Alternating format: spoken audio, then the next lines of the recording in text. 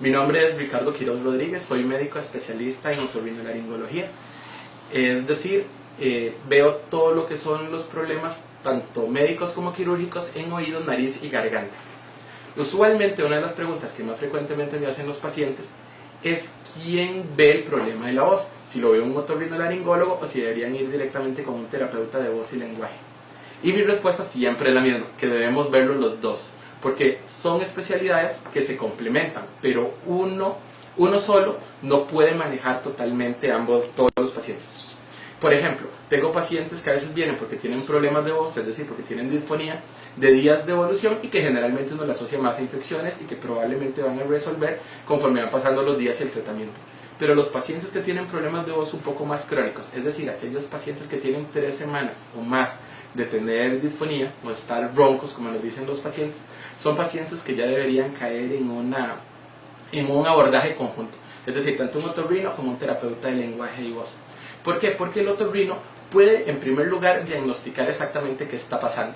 ¿Por qué? Porque nosotros hacemos un examen que se llama una endoscopía faríngea o una endoscopía nasofaríngea, donde metemos una fibra óptica muy pequeñita, que es una cámara pequeñita que entra por la nariz, y podemos ver las cuerdas vocales. Las cuerdas vocales no se ven a simple vista, es decir, con solo abrir la boca y meter una paleta no lo podemos ver.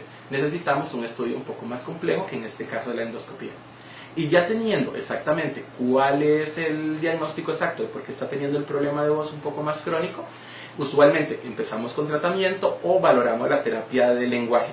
Hay pacientes que ocupan solo terapia, hay pacientes que solo ocupan tratamiento y la gran mayoría de pacientes que ocupan ambas cosas.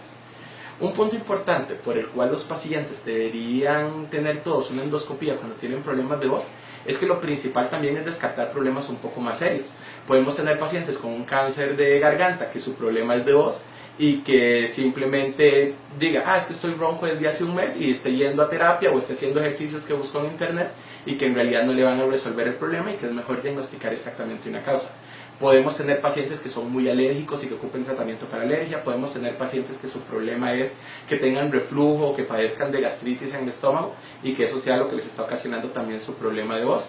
Y existen también pacientes que son pacientes quirúrgicos, que son pacientes para operar. Por ejemplo, podemos tener pacientes con pólipos en las cuerdas vocales o con quistes en las cuerdas vocales que por más terapia de voz que tengamos no van a resolver al 100% a no ser que ocupemos algún tipo de cirugía. Entonces, con el fin de evitar que un paciente esté solo en otorrino y no vaya a mejorar, por ejemplo, los pacientes con nódulos, es que siempre hacemos uso de terapia de lenguaje con nuestros pacientes con problemas de voz.